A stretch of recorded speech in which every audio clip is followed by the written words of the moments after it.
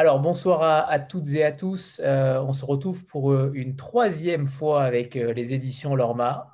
C'est devenu un passage obligatoire dans ces rencontres-là. Et en réalité, on a lancé nos projets en même temps, puisque ça fait Oui, quasiment un an que vous avez lancé les plis. exactement. Pour ceux qui ne vous connaissent pas, est-ce que vous pouvez, Marco, présenter la maison et présenter votre projet éditorial? Pourquoi en êtes-vous venu à publier en France des plis qui étaient déjà disponibles en Italie? Ah oui. D'abord, je dois dire que Lorenzo, qui est l'autre éditeur de Lorma, n'est pas avec nous et il s'excuse. Il voulait y être jusqu'à la fin, mais il a eu un problème avec un livre qui va sortir en Italie demain. Et il a aussi un autre Zoom sur Anierno, qui c'est l'écrivain français, disons, le plus important qu'on traduit en Italie. Et alors, il s'excuse et peut-être il va nous rejoindre plus tard s'il a l'occasion de le faire. Euh, on publie en Italie la littérature française et allemande et on la traduit de le français et de l'allemand en Italie. Mais on a dès le début cherché de penser les livres aussi dans une façon différente. On a eu, disons, les privilèges en commençant d'être éditeur de pouvoir s'inventer une façon de publier les livres, de pouvoir penser les livres comme si on ne l'avait jamais vu dans la vie un livre. Et on a eu beaucoup d'idées, beaucoup de mauvaises idées aussi. Et après, on a trouvé cette idée on vivait, je commence avec le storytelling, disons. Moi et Lorenzo, on vivait à Berlin dans ce moment-là, quand on a commencé à penser la maison d'édition. Et on avait une petite camionnette qui, on ne savait pas où poser tous les fois. Tous les fois, on avait des difficultés à trouver les parkings pour la camionnette et on recevait dans la boîte à lettres seulement les cartes postales de ma mère qui est de Naples et qui me disait comme si j'étais l'immigré italien perdu à tourner, je te plie retour ou les amendes de l'État allemand pour ce problème de la camionnette. Et on a pensé alors, peut-être que ça pouvait être joli de recevoir aussi quelque chose de moins triste. Et on a pensé, et si on pensait à des livres qu'on pouvait envoyer par lettres. Et c'est comme ça que c'est né l'idée. Dans le début, ça doit être des livres plus grands. On avait pensé aussi à Les Relations dangereuses, parce que c'est un livre, c'est un roman épistolaire ou des autres romans épistolaires. Et après, on a trouvé, je crois, la juste mesure dans un format que beaucoup de vous déjà connaissez, qui c'est plus petit et ils sont des livres, ça je les montre pour ceux qui ne l'ont encore vu, qui ont la particularité d'être faits avec un jaquette qu'on peut plier et fermer, plier, et de là le nom français de pli, et fermer et envoyer avec comme ça, directement dans la boîte à lettres. Et ça, on a pensé que c'est que dès qu'il y avait cette idée épistolaire, aussi dedans, on devait avoir des correspondances. Et alors, ce sont des grands écrivains, grands penseurs, grands artistes, il y a aussi Verdi, il y a aussi des musiciens, qui se racontent ou qui on peut voir pour la première fois dans une façon un peu différente avec cet angle épistolaire, cet regard épistolaire. Ça, c'est la collection. C'est né en Italie, ça marchait très, très bien en Italie et on pensait que ça devait être la chose avec laquelle on entre dans les librairies, que c'est la chose toujours difficile pour une maison d'édition. Il faut faire des livres très intéressants, mais après, on n'arrive pas à franchir la porte de la librairie avec des classiques dans ces formats très particuliers. On a pensé qu'on pouvait le faire et ça a marché. Et après, on a reçu avec des propositions par des éditeurs français, des éditeurs polonais aussi, des éditeurs portugais pour faire une coédition de cette idée-là. Et en étant, disons, en Europe et européiste, on a pensé on le fait directement. On fonde une maison d'édition en France et on commence avec cette collection. Et après, on va voir si on va faire aussi des autres choses. Et aussi, et Anthony nous a jusqu'au début très, très bien accueillis. On a présenté les projets. Après, on a continué à le présenter. Et on doit dire maintenant que c'est vraiment un très beau succès. Et on est très content parce qu'il marche très bien et nous avons hâte de venir en France à voir cet succès qui se déplie, mais on est encore confiné en Italie, mais on espère en été de pouvoir commencer à le raconter aussi en personne dans les librairies, etc. Alors oui, merci Marco. Et en réalité, il faut aussi dire que sur chaque pli, vous mettez un accent, un angle de Oui. vue particulier sur chaque écrivain. Évidemment, vous ne pouvez pas reprendre toutes les lettres de chacun d'eux. Donc vous avez utilisé un sous-titre. Par exemple, pour Baudelaire, c'est Comment ne pas payer ses dettes. Pour chaque écrivain, vous avez un angle de vue particulier. Comment vous choisissez cet angle? C'est toujours l'idée, ce sont des auteurs que tout le monde connaît. Au début, on utilisait la tante de Lorenzo, qui est une lectrice, mais très normale, ce n'est pas un intellectuel. Et si elle ne connaissait pas les auteurs, on ne pouvait pas les faire dans le pli parce qu'on venait du milieu académicien, on venait de l'université. Et, par exemple, on voulait faire les lettres de Walter Benjamin, mais la tante Lorenzo ne les connaissait pas et alors on ne l'a pas fait parce qu'on voulait avoir quelqu'un que tout le monde connaît. Et pourquoi? Pas seulement pour des raisons évidemment commerciales, mais aussi parce qu'on voulait raconter ces personnages que tout le monde a des idées reçues sur Baudelaire, tout le monde a des idées reçues sur Napoléon, sur Rilke. Et on va les raconter dans une manière un peu différente, et on trouve chaque fois un angle, parce que les lettres, la correspondance te donne cette possibilité vraiment de raconter des choses qui ne sont pas les choses qu'on trouve normalement dans les œuvres. Et ça, c'est la peculiarité aussi, parce que comme Anthony disait, les formats, c'est toujours les mêmes, ce sont 64 pages, et ça doit être compact et donner l'idée de cette facette de la vie d'un auteur ou donner, c'est l'autre chose qu'on fait, donner un raccourci, la possibilité de voir la vie de cet auteur dans cet très court parcours dans les lettres. Et l'idée, c'est vraiment l'idée un peu iconoclaste de raconter cette icône du pensée, de la littérature, de la musique, dans une façon qui est moins connue. Alors moi, quand j'ai vu les dernières sorties là récemment, j'ai été très étonné puisqu'il n'y avait que 5 plis cette fois. Ah oui. Contrairement aux deux autres sorties où vous nous aviez dit que logiquement tout allait sortir par lot de 6. Pourquoi cette fois, justement, il n'y en a eu que 5? Euh, on a commencé avec 100, avec 6, et après, on devait faire 2 plis seulement. Mais après, il y a eu le Covid et tout a changé. Et on a décidé de faire en novembre, le dernier novembre, 6 plis tous ensemble. Après, alors, on n'a jamais pensé de faire tous les fois 6 plis.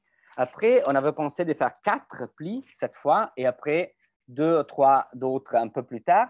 Mais en parlant avec Olivier Favre, qui est la personne qui gère Harmonia Mundi pour nous, avec nous, pour la diffusion et la promotion de nos livres, on a les plis qu'on devait, entre les plis qu'on devait faire avant, après, il y avait Napoléon. Et on s'est dit, mais avec le bicentenaire napoléonien, on ne peut pas le posticiper, on doit le faire avant. Et alors, on a fait directement 5.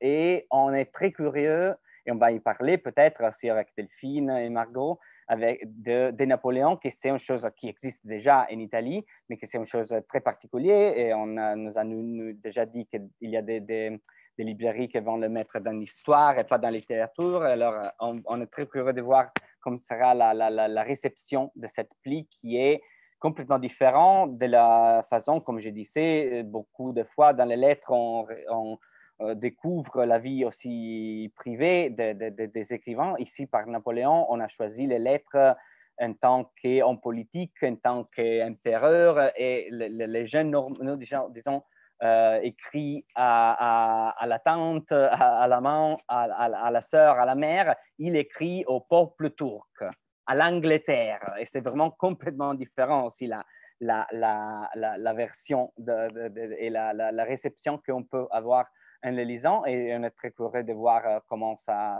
va marcher. Et aussi, et c'est une chose que peut-être vous aussi avez une opinion au-dessus, si vraiment le bicentenaire, il y a aussi le bicentenaire de Baudelaire, et c'est pour ça qu'on a choisi de faire Baudelaire maintenant, si vraiment les bicentenaires vont faire une différence dans la communication ou aussi dans les ventes ou pas. C'est une question que je pose parce que je suis curieux. On sait qu'en Italie, ils sont beaucoup sentis par la presse et pas si vécus par le public, disons. On a un plan célébration dantienne de Dante en Italie, alors les grands poètes, les poètes de l'Italie, et on lit des choses partout, mais le libraire nous dit que ça n'a pas vraiment trop changer les ventes ou la perception du poète. Je me demande si en France, c'est le même ou pas. Ça, on verra, je ne sais pas du tout, mais on verra bien. On va peut-être commencer parce qu'on a la chance d'avoir deux traductrices ce soir. On a Delphine Ménage et Margot Briclet. Briclet ou Bricler, pardon, je ne sais pas. Mais on va peut-être commencer par Margot, justement, pour nous présenter peut-être l'ouvrage de Charlotte Brontë, que je sais certaines aiment énormément. Justement, comment vous avez traduit ces lettres-là? Alors, je dirais que sur les lettres de Charlotte Brontë, c'était pas tant un problème de traduction, à la différence d'autres traductions qu'on a fait pour l'Orma, ou qu'en particulier j'ai dû faire, notamment Pessoa ou Dickinson, qui présentent des vraies difficultés de traduction. Dans le cas de Charlotte Brontë, c'est pas tant la langue et donc la question de passer de l'anglais au français qui est compliqué, c'est justement ce dont vous parliez tout à l'heure, c'est-à-dire l'angle de vue et qu'est-ce qu'on choisit dans les lettres et de quelle manière on décide de présenter en quelque sorte une parabole de la vie d'une écrivaine. Et dans le cas de Charlotte Brontë, on l'a tous lu, je pense, peut-être seulement que la génération qui va à l'université aujourd'hui a une vision un peu différente, mais autrement, on l'a tous lu avec une lumière absolument sinistre, dans une Angleterre sinistrée, venteuse, gothique, hors de tout, et avec cette préoccupation latente, en quelque sorte féministe, mais toujours dans une légende qui a été forgée en réalité par sa première biographe et qui est très très loin de ce que moi j'ai découvert en lisant sa correspondance et en établissant le choix des lettres ensuite avec Lorenzo, avec Marco et avec Delphine. Et j'ai été très surprise de voir en réalité quelqu'un qui n'est pas du tout la légende noire que l'on a décrite, qui n'est pas du tout quelqu'un... enfin, l'histoire est assez curieuse. C'est une femme qui naît, une petite fille qui naît dans une fratrie de 6 enfants. Ses 2 sœurs aînées meurent très vite. Elle vit en pleine pampa du Yorkshire. Sa maison donne sur un cimetière dans lequel sont enterrées sa mère et ses 2 sœurs. Donc effectivement, il y a une composante gothique très forte. Il y a toute cette graphomanie familiale. Ce sont des enfants quand même assez problématiques qui aujourd'hui rentreraient probablement dans ce qu'on appelle des psychoses infantiles assez puissantes. Ils sont tous timbrés, objectivement. Mais Charlotte Brontë, dans tout ça, a une sorte de lucidité vacillante, mais quand elle est lucide, elle est parfaitement lucide et elle a compris que venant d'une classe modeste, mais pas assez modeste pour être ouvrière, alors que l'Angleterre est en train de changer. C'est le début de l'ère industrielle et les pauvres ou les paysans vont travailler à l'usine. Elle n'est pas tout à fait de cette classe-là, elle est d'une classe du petit clergé anglican. Elle a reçu une éducation et elle comprend très vite que si elle veut gagner sa vie et être une femme indépendante, soit elle est gouvernante, soit elle est prostituée, soit elle devient écrivain. Et à partir, donc, en sublimant un trait familial graphomane qui naît dès leur toute jeune adolescence, enfin, autour de 10-12 ans, elle entreprend sa carrière et elle devient l'impresario d'elle-même personnellement et de ses deux sœurs. Et elle est à ce point clairvoyante sur ce que peut amener, sur ce qu'elle peut amener à la littérature, mais aussi à la manière dont la littérature peut l'émanciper de sa condition de femme modeste du début du 19e siècle et de l'aube de l'époque victorienne, qu'elle comprend que son frère, qui est sans doute le plus génial en réalité de la fratrie, mais qui est tuberculeux, opiomane, alcoolique, délirant, il faut absolument s'en débarrasser et assez vite, autrement elle n'aura pas de quoi vivre et elle se sortira jamais de son presbytère du fin fond de la lande anglaise. Donc c'est ça qui a été important pour moi, c'était de changer l'image qu'on a tous eue de Poor Charlotte dans son coin, avec les arbres qui se déforment, la lande venteuse et les pleurs et la sœur folle et tout ça, et de remettre au contraire une femme assez laborieuse au bon sens du terme, c'est-à-dire avec une maïeutique de la vie qui décide à un moment donné qu'elle est bonne écrivaine, qu'elle va écrire, qu'elle a compris les compromis qu'il faut faire avec le monde éditorial, qu'elle va en jouer, que s'il faudra être un homme pour s'en sortir au début ou faire croire qu'elle est un homme, elle le fera, mais de manière là aussi extrêmement subtile. Et voilà, c'est comme ça que moi j'ai approché cette traduction qui m'a en plus fait replonger dans une littérature que j'avais relativement négligée, justement parce que cet aspect gothique, échevelé, me pesait beaucoup adolescente et j'ai découvert quelqu'un de très, très différent de ce que j'imaginais. Voilà. Le sous-titre d'ailleurs étant se construire avec patience. Ouais. Pour le coup, c'est véritablement ce que vous avez énoncé, mais est-ce que vous êtes allé chercher, est-ce que vous avez relu Charlotte Brontë dans différents ouvrages pour justement aller au plus près de la traduction? Alors, j'ai relu Charlotte, mais le problème, c'est que, enfin, le problème, c'est pas un problème, mais c'est la particularité de Charlotte Brontë, c'est qu'il est difficile de lire Charlotte sans lire Émilie, sans lire Anne, sans s'approcher à un moment donné des sagas, parce que tout est tellement intriqué qu'il faut à un moment donné reprendre la boule de cristal en entier pour s'approcher des problématiques très différentes, parce qu'on a tendance à penser à un tout. Et en réalité, les personnalités sont très différentes, mais il y a à la fois une telle sororité et quelque chose de tellement consanguin qu'il faut relire Charlotte, mais il faut relire ses sœurs.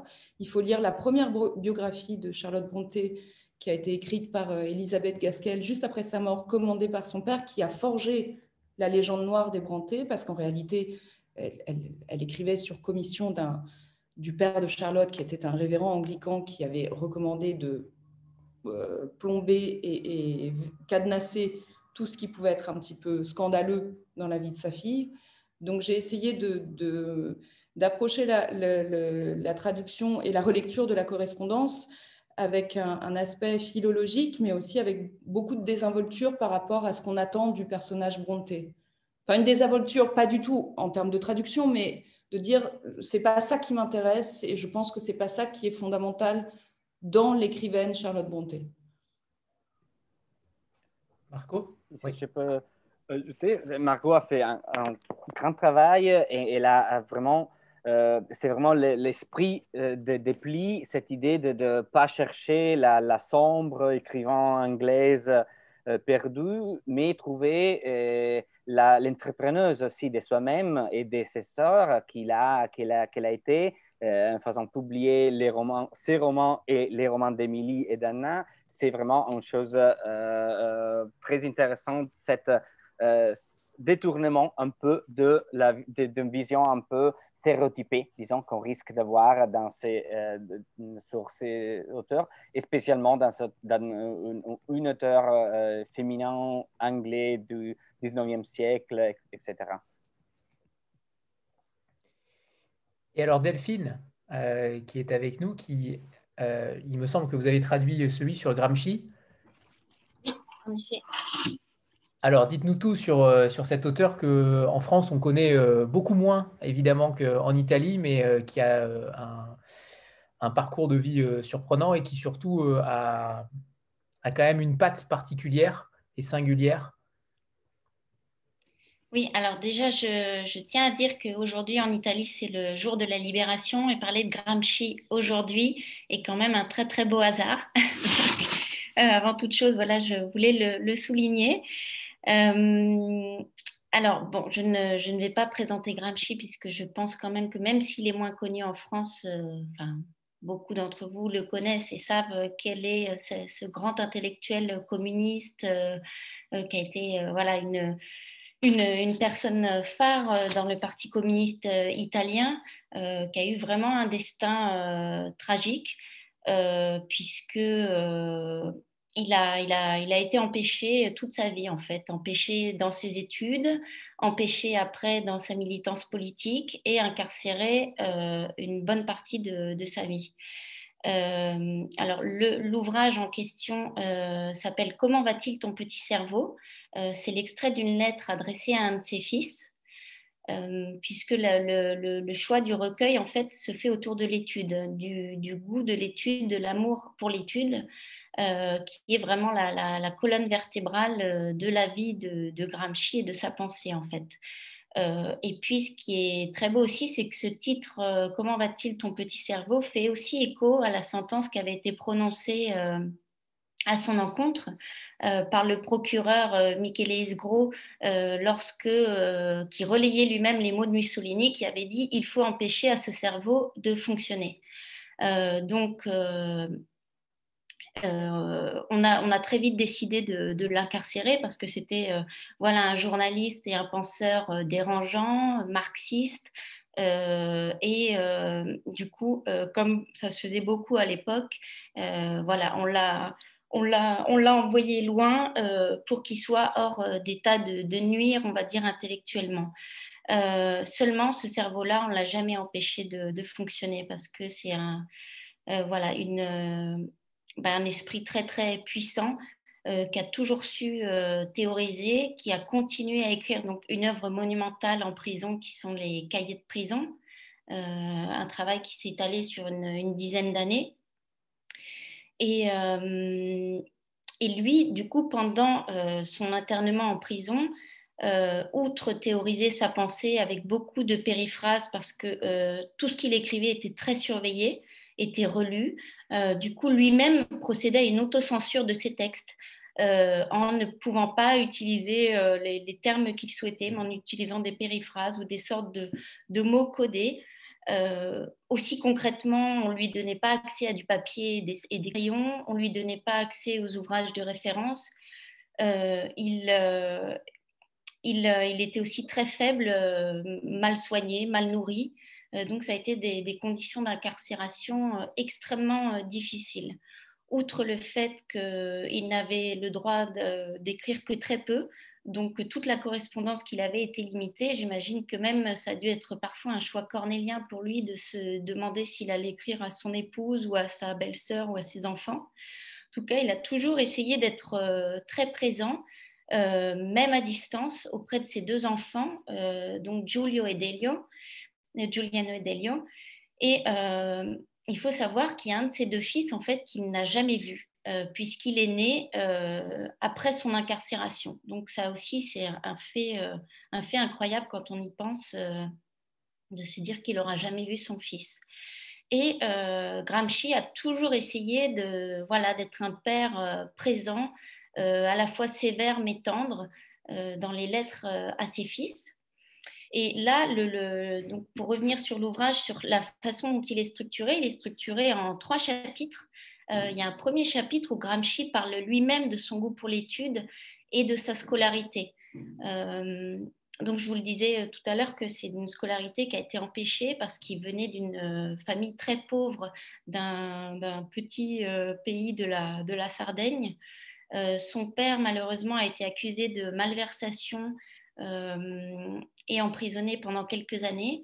Du coup, la famille a dû subvenir à ses propres besoins sans le père, ce qui a obligé les enfants à aller travailler. Et du coup, Gramsci a eu cette scolarité en pointillé. Bon, d'abord dans une école très rurale, arriérée, lui-même le dit, c'était une éducation comme ça. Et puis, en fait, il n'a jamais pu être un universitaire parce qu'il n'a même pas pu accéder à ça. Vu que c'était un très brillant étudiant, il a décroché une bourse d'études et il a pu, à un moment donné, aller à Cagliari étudier. Mais toujours, sa scolarité a été empêchée. Et malgré cette adversité-là, il s'est toujours battu pour pouvoir étudier. Et c'est ce qu'il raconte très bien dans ses lettres. Il y a quelques lettres à ses parents où il raconte fièrement ses résultats scolaires. Et puis des lettres aussi où il explique à son frère dans quelles conditions il a dû étudier et comment il ne s'est jamais rendu. Parce que de toute façon, il estime que l'étude, c'est ça qui permet à un homme de s'extirper de son milieu par le haut, qu'on n'est pas condamné à un atavisme, que c'est l'étude justement qui permet de comprendre le monde, de ne pas le subir et aussi de trouver sa place au sein de ce monde, soit du point de vue politique que d'un point de vue personnel, d'affirmer sa personnalité et son rôle dans l'histoire, ce qu'il a magistralement fait. La deuxième partie du recueil, ce sont des lettres à son épouse, Giulia, donc une violoniste qu'il a rencontrée quand il était dans une maison de cure à Moscou. Et il y a aussi des lettres à Tatiana, sa belle-sœur, qui a été très très proche de lui pendant son incarcération, qui l'a énormément soutenue.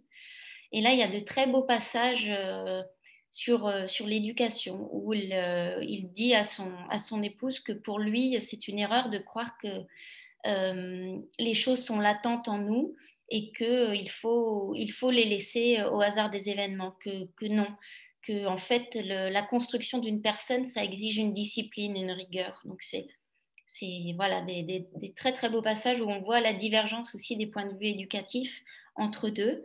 Et la dernière partie du recueil, là, je dirais que c'est peut-être la partie la plus touchante, où il s'adresse à ses deux fils en leur témoignant tout son amour, toute sa tendresse, mais aussi en disant à quel point voilà, tout l'intéresse dans ce que font ses enfants et en essayant toujours d'avoir ce rôle d'éducateur à distance.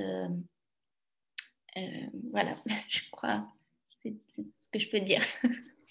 On précise quand même que pour ceux qui auraient un petit peu peur de se plonger dans des auteurs qu'ils ne connaissent pas ou des auteurs qu'ils connaissent mal, il y a toujours dans les plis une contextualisation à chaque fois de chaque événement, de chaque individu qui intervient, à qui s'adresse la lettre.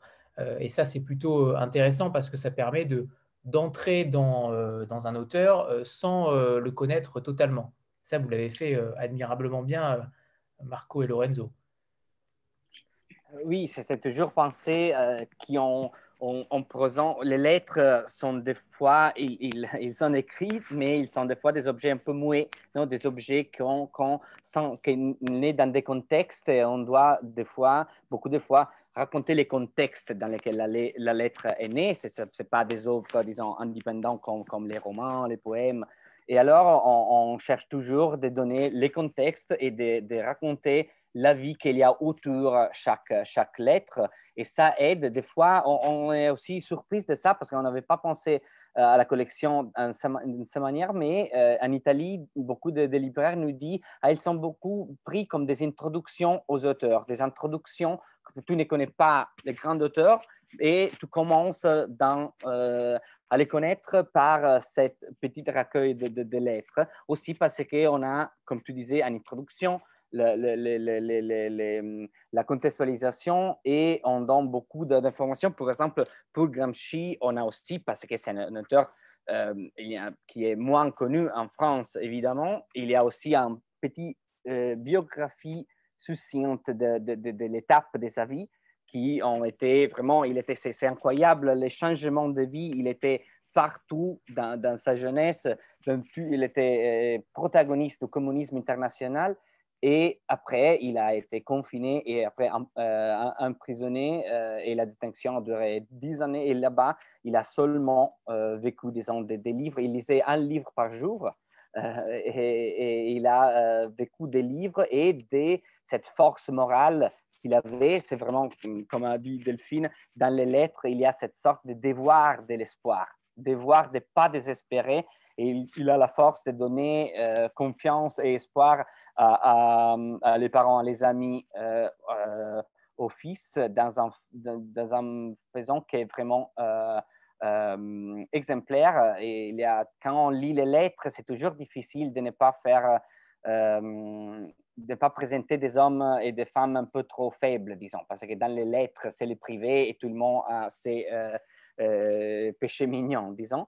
Mais dans Gramsci, c'était vraiment incroyable de voir cette unité des forces morales et de grandeur politique et de pensée et des forces morales et grandeur d'hommes, des personnes qui étaient aussi dans les conditions les plus difficiles. Ça sonne un peu peut-être hagiographique, mais dans ces cas-là, c'est vraiment le cas. C'est d'ailleurs le seul Gramsci qui bénéficie d'une biographie, je crois, dans les plis. À la fin de chaque pli, je crois que c'est le seul qui bénéficie d'une biographie. Oui. C'est peut-être le moins connu avec Léopardi, peut-être. Oui, exactement. Napoléon aussi a sa biographie. Quoi? Napoléon aussi a une biographie, Charlotte Brontë aussi. Ah, autant pour moi. Je pensais que c'était vrai. Oh, oui, à la fin. Non, Napoléon au Charlotte début. Brontë, c'est au début. Charlotte Brontë au début, oui. Oui, ça dépend parce que c'est les cas aussi Charlotte Brontë, on a eu l'idée que c'est très connu comme auteur, mais moins dans sa vie. Et Napoléon, c'était important d'aider avec les contextes, comme je disais, parce que sa vie, c'est tellement plein d'événements qu'on ne pouvait pas tous les fois expliquer dans les livres ce qui se passe avant ou autour des lettres. Et alors, on a aidé. Et c'est pour ça que c'est d'avant et pas derrière, parce que c'est important d'avoir, disons, une petite biographie napoléonienne exprès, comme on l'a appelé, avant d'affronter cet parcours politique, biographique dans sa vie. D'accord. Stéphanie? Oui, bonsoir à tous. Alors moi, je n'ai pas encore lu les derniers qui sont sortis, mais j'en ai quelques-uns déjà. Et donc, c'est pour poursuivre un peu la question que vous a posée juste avant, Anthony. Donc, sur l'introduction, justement, je suis fascinée par la capacité de l'introduction à nous contextualiser les choses d'une façon très brève et très efficace, qui donne, avec la lecture des lettres après, un vrai éclairage en fait sur la vie des auteurs. Et justement, je pense que c'est un tour de force pour moi d'arriver à faire ça en si peu de pages. Et justement, je voulais savoir comment vous faisiez, c'est-à-dire, est-ce que vous avez l'impression que c'est quand même assez exhaustif sur les différentes étapes de la vie de l'auteur, ou bien est-ce qu'il y a des choix qui ont été faits et qui font qu'on ne retrace pas forcément l'intégralité d'une vie? Et je voulais savoir aussi, je me suis souvent demandé pourquoi c'était signé souvent donc l'introduction MFS, donc je pense que c'est vous, Marco. Et parce qu'il y avait juste les initiales et je me suis toujours demandé qui signait ça, parce que j'ai trouvé à chaque fois que c'était vraiment brillant. Donc je suis contente de savoir que c'est vous maintenant. Et voilà. Oui, c'est pas toujours moi. MFS, c'est moi. Et des autres introductions sont écrites par Lorenzo. L'introduction de Brontë, c'est écrit par Margot. Il y a aussi cette figure qui existe dans les plis, qui est Eusebio Trabucchi, qui n'existe pas dans la réalité, qui c'est un homme de plume de la rédaction. Disons, c'est né avec les premiers paquetti, sont les noms de la collection en Italie, avec Verdi, parce qu'on avait décidé de faire les plis de Verdi en Italie, parce qu'il y avait aussi une célébration bicentenaire de Verdi, mais ni moi ni Lorenzo, nous sommes, disons, des experts d'opéra, de mélodrames, et on voulait écrire sur ça, mais pas le signer pour nous, disons, faire semblant d'avoir des compétences qu'on n'avait pas. Et alors, on a décidé de donner cette compétence, on a étudié ce qu'on devait étudier, à une figure, disons, imaginaire qui c'est Eusebio Trabucchi. Et après, Eusebio Trabucchi a pris sa vie propre et maintenant, il soigne beaucoup de plis et beaucoup de paquetti. Et beaucoup de fois, il signe aussi les introductions, qui sont des fois des introductions, alors que ça veut dire que c'est une introduction de moi et de Lorenzo ensemble, ou de Lorenzo avec quelqu'un d'autre de la rédaction, de moi avec quelqu'un d'autre de la rédaction, et comme ça. Et non, il n'y a jamais, disons, l'intention un peu hasardeuse d'avoir l'intégralité d'un vie. C'est toujours un fragment de vie, disons, où il y a la parabole, le parcours d'un vie, mais avec des étapes qu'on choisit avec cet angle de lequel parlait aussi Anthony. Et c'est ça qui nous guide, qui nous aide aussi à choisir les lettres. Et après, l'introduction, c'est toujours écrit après, parce qu'on a fait le parcours, on a trouvé. Il y a des fois, par exemple, Shelley, Mary Shelley, que je fais la version italienne et Delphine Ménage, la version française. On avait l'idée de raconter l'histoire de cette jeune femme dans le romantisme anglais. Et après, on a trouvé cette lettre incroyable qui est presque un petit récit gothique où elle raconte la mort de Percy, de son mari, de le grand poète anglais Percy Bysshe Shelley. Et on a révolutionné totalement le pli qu'on avait dans la tête parce qu'on s'est dit, on met cette lettre au centre qui fait presque tous les plis parce que c'est très long, mais c'est vraiment incroyable. C'est elle 2 semaines après la mort de Shelley qui raconte cette mort à un ami. Et c'est la première fois qu'elle parle vraiment de cette chose terrible de sa vie. Et il y a aussi vraiment les atmosphères gothiques qu'on aime dans ces romans.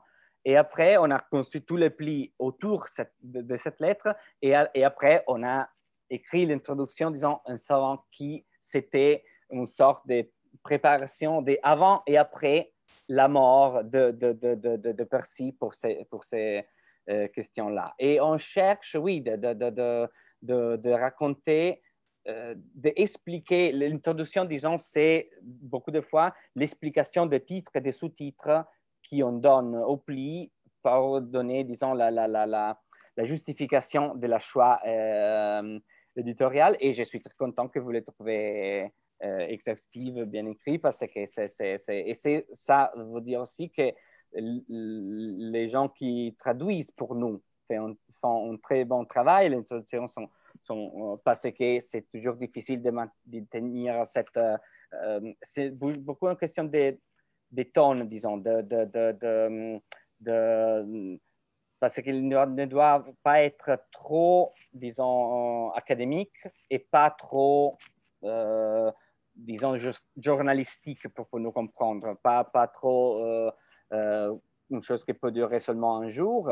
Et ça, c'est plus que dans les notions, c'est plus vraiment dans la façon où on essaye de l'écrire, cette façon de faire un petit essai qui s'énonce cette forme hybride entre l'essai académicien et l'article du journal. Et ça...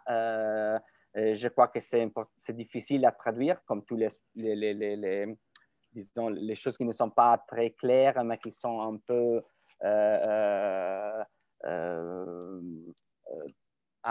qu'il y a des gradations. C'est toujours difficile de les rendre. Je suis content que vous disiez ça. Ça veut dire que Delphine Ménage, Margot Beclerc et les autres personnes qui travaillent pour nous traduisent bien et font très bien leur travail. Je voulais juste vous dire que, même si vous choisissez un angle à chaque fois, on a l'impression, quand on referme le pli, d'avoir quand même vu l'intégralité d'une vie défiler devant nos yeux. Et même si vous avez fait des choix, c'est quand même du début jusqu'à la fin de la vie de l'auteur quand même qui est envisagé. Et c'est très, très éclairant et j'ai l'impression d'en apprendre plus dans ces plis-là que parfois dans des introductions qui ont été très longues. Donc, c'est très efficace. Hein. J'apprécie beaucoup à chaque fois. J'ai l'impression de découvrir un auteur d'une autre façon et en plus d'une façon très intime parce que la lettre, ça permet d'avoir non seulement l'envers du décor, mais aussi les émotions et pas seulement non plus les émotions des personnages, mais des émotions réelles qui ont été vraiment vécues. Et quand on les superpose en fait avec l'écriture des textes, c'est toujours très éclairant. Donc vraiment bravo pour cette idée.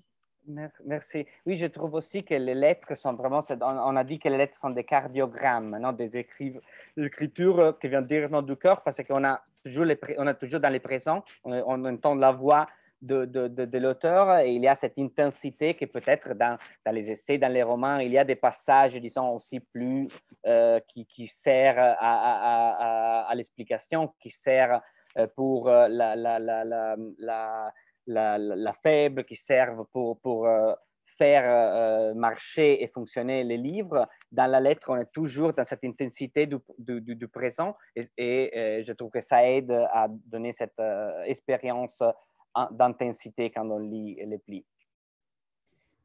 Et je rebondis sur ce que dit Stéphanie, c'est que véritablement, ça les rend aussi, ces auteurs, ces légendes, puisque ce sont quasiment tous des légendes, ça les rend plus accessibles, plus humains. Et là, clairement, c'est ce que disait tout à l'heure Margot, en disant que Charlotte Brontë n'était pas forcément celle qu'on croyait. Ça donne aussi cet angle de vue différent qui permet de voir un humain et non pas une légende, un écrivain romantique qu'on pourrait idolâtrer et qu'on ne pourrait pas forcément comprendre. Et là, pour le coup, la mission, elle est clairement réussie. Est-ce que vous pensez que c'est parce que ce sont des lettres que qu'on arrive à avoir cette intensité-là? Oui, je crois que la lettre, c'est fondamental pour ça, ce que je disais, l'idée du cardiogramme, mais aussi le fait que dans les lettres, il y a la vie quotidienne, il y a la vie quotidienne qui nous rend tout, disons, très, pas pour Napoléon, mais pour les autres. La vie quotidienne, c'est très... c'est une chose, je peux trouver des choses, des moments de la vie quotidienne de grands auteurs dans ma vie quotidienne. Et je ne peux pas, dommage, trouver la prose de grands auteurs dans ma prose. Et alors, ça aide à cette, disons, identification, mais aussi ce que je disais, je crois que c'est aussi l'épistolaire comme la correspondance comme genre où on est toujours dans le présent, on est toujours dans la vie des personnages qui ne sont pas personnages parce qu'on a aussi la sûreté que ça, si c'est passé, c'est vraiment passé et c'est la vraie vie, disons, des écrivains. Et ça, je crois que aussi a une influence. Et après, on cherche, disons, de construire, on se prend des libertés, disons.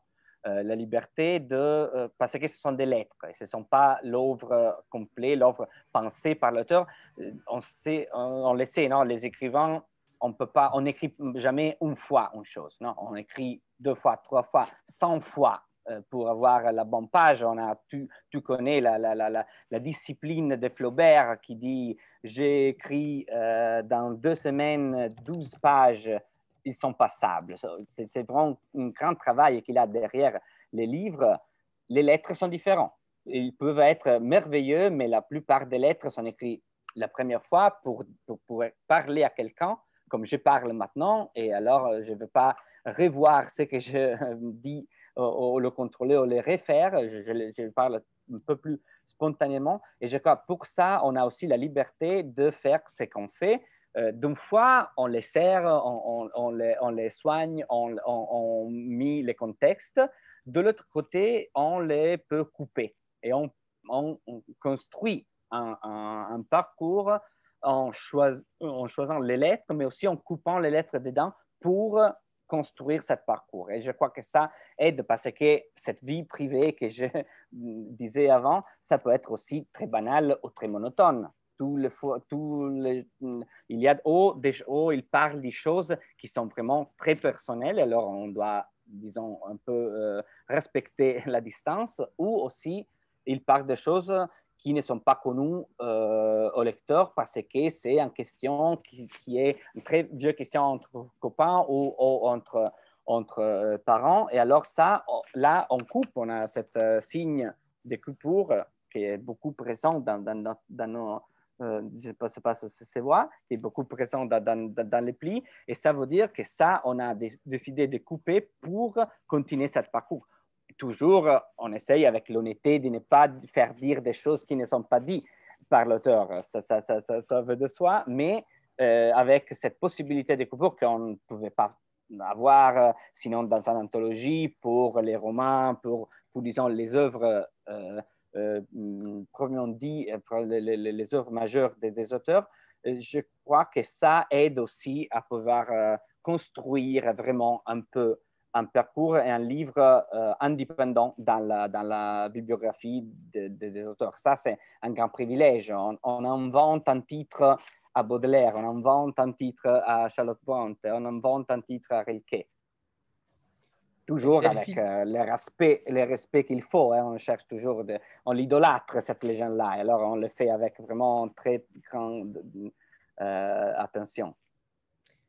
Delphine et Margot, est-ce que vous avez vu une différence d'écriture, d'émotion, d'intensité avec Gramsci et Charlotte Brontë? Est-ce que vous avez vu cette différence-là entre leur littérature et leurs lettres?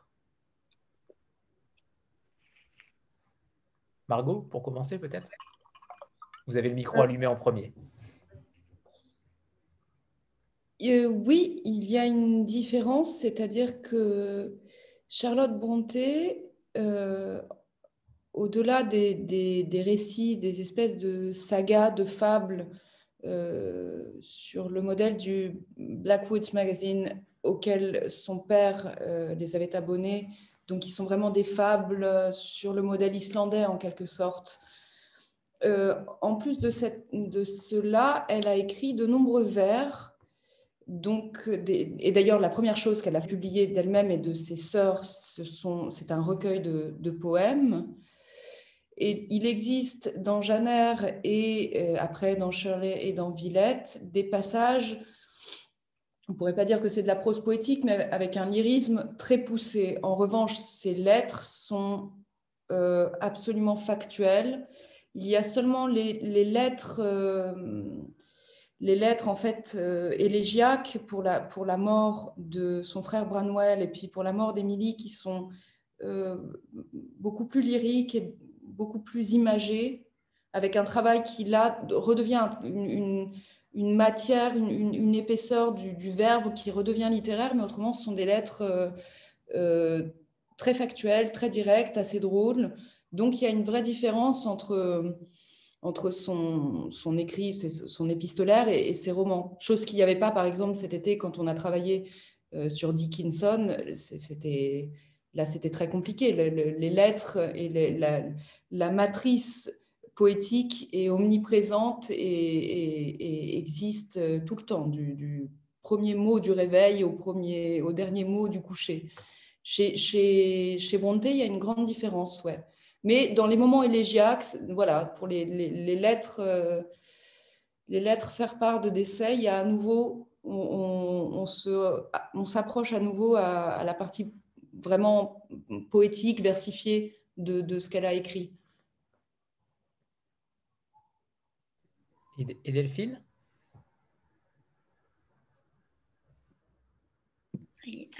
Oui, alors pour Gramsci, bon, comme je le disais, en fait, la sélection des lettres là qui a été faite, même s'il y a des passages de théorisation de sa pensée, on va dire, avec des choses extrêmement précises sur l'éducation, sur le rôle du citoyen, sur la puissance de l'étude, etc. Il y a quand même une composante intime qui diffère beaucoup, je trouve, de ses écrits habituels, voilà, où c'est vraiment une pensée politique, voilà, avec Gramsci qui écrivait beaucoup pour la presse, hein. D'ailleurs, les cahiers de prison, on les a pas au début appelé œuvre, puisque c'était plus voilà, des extraits quotidiens de la théorisation de sa pensée. Après, ça a été une somme qui a été ordonnée différemment, soit par thématique, soit chronologiquement selon comment il les avait écrites.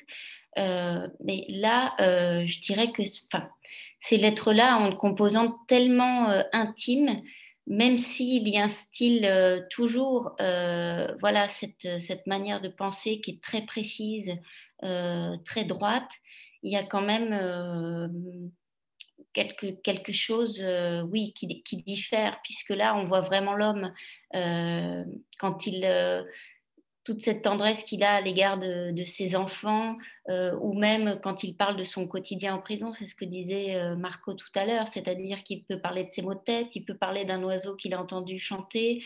Voilà, donc on a accès vraiment au derrière des coulisses avec quelque chose qui est d'une autre teneur, un autre ton voilà, je sais pas, qui rend la personne encore plus palpable derrière le mythe, derrière le théoricien. Tu voulais intervenir, Marco? Non?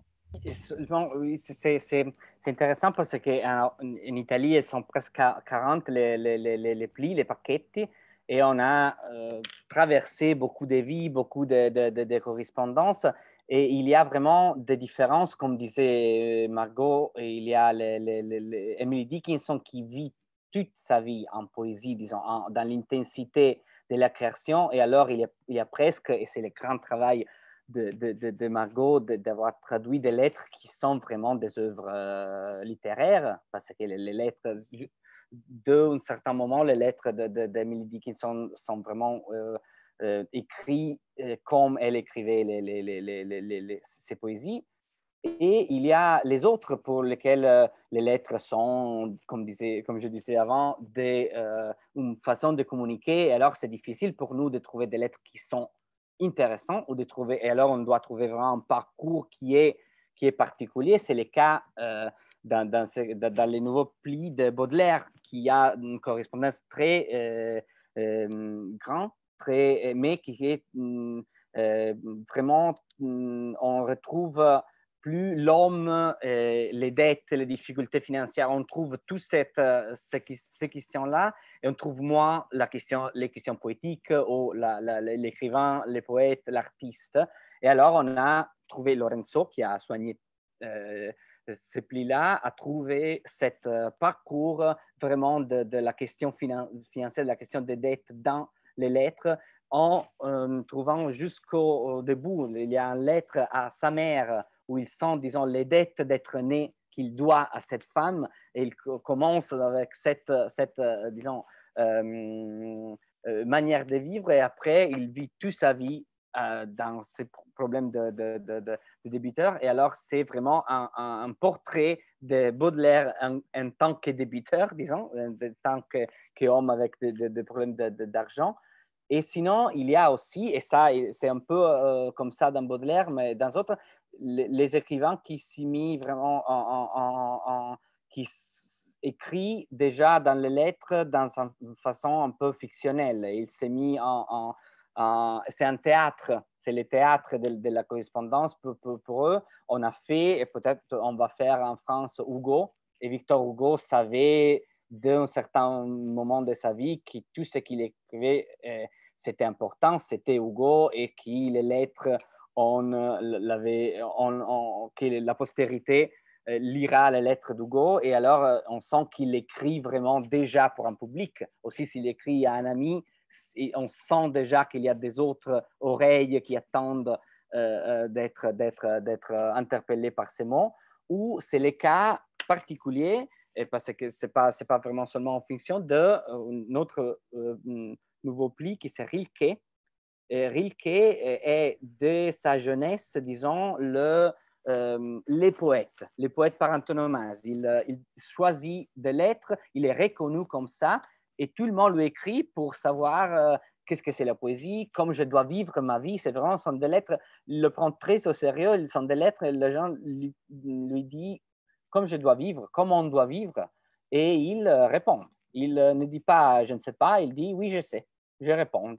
Et ils répondent avec des lettres incroyables, vraiment. Mais c'est incroyable, on peut lire un centaine de lettres d'Eric et trouver jamais j'ai acheté les laits hier, j'ai fait les choses de la vie quotidienne qu'on trouve dans toutes les lettres. Non? Oh, hier j'étais malade. On trouve seulement cette distillation d'une sagesse de la vie qui est une sagesse pas facile, pas consolatoire, pas toujours très dure. C'est pas vraiment un livre, c'est pas les lettres pour, disons, comment vivre. Ils ne donnent pas de réponses faciles, mais ils donnent de vraies réponses. Et ça, c'est aussi une autre façon de vivre ou de lire l'épistolaire.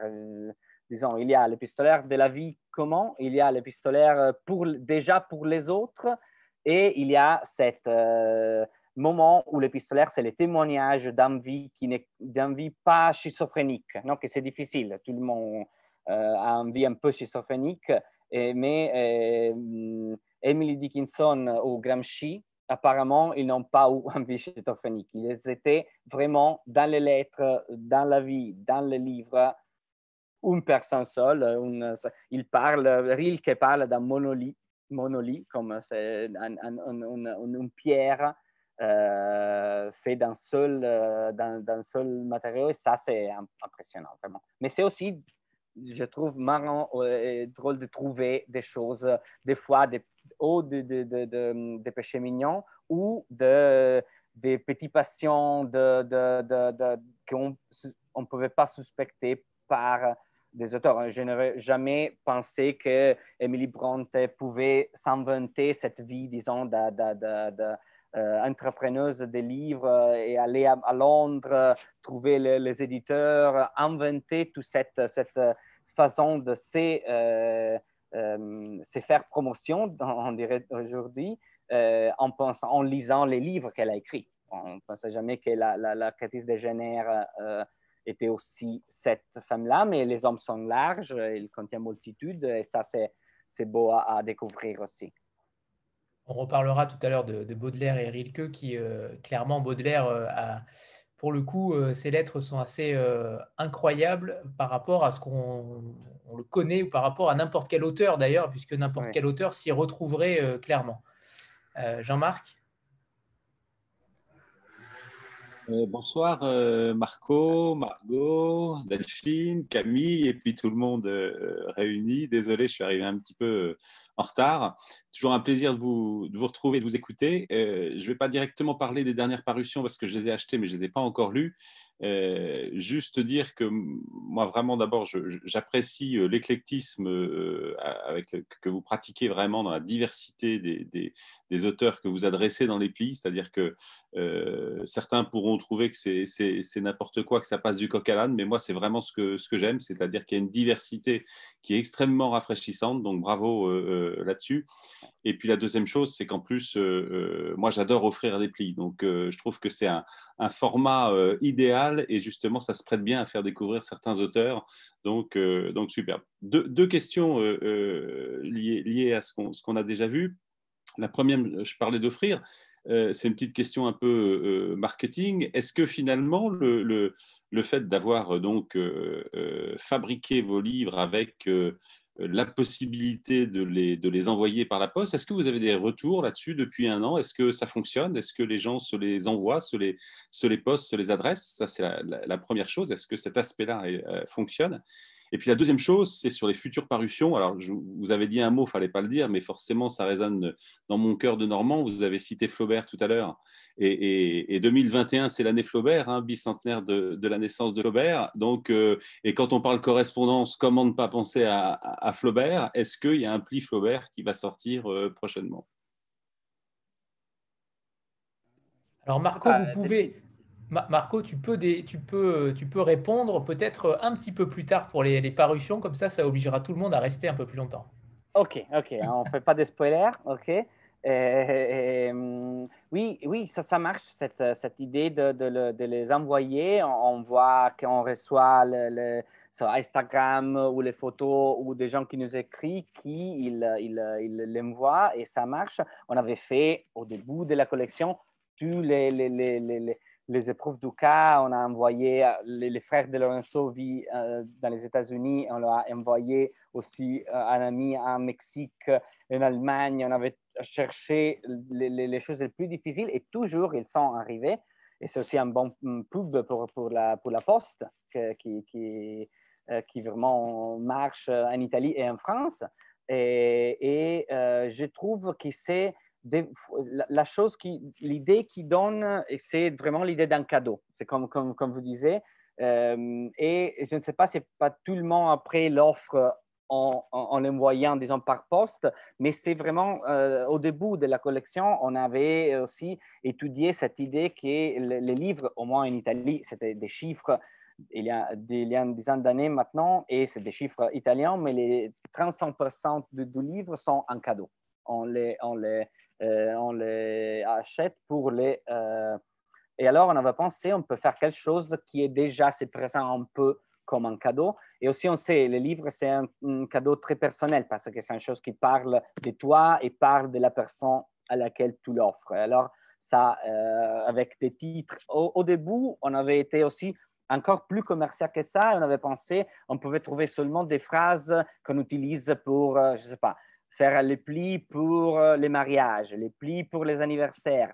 Après, on l'a trouvé, c'était un peu trop et on n'a pas, on s'est sauvé un peu l'âme, on n'a pas choisi vraiment d'aller jusqu'au bout dans cette direction, disons, de faire des cartes plus que des livres. Mais c'était vraiment un peu l'idée. Et aussi, maintenant, il y a des plis qui ont des titres qui peuvent, disons, être très bien coordonnés avec des célébrations. En Italie, ça commence à passer aussi en France. En Italie, c'est devenu un objet pour les mariages. Maintenant commence un peu la saison, disons, parce qu'il y a la bonne saison aussi pour ne plus.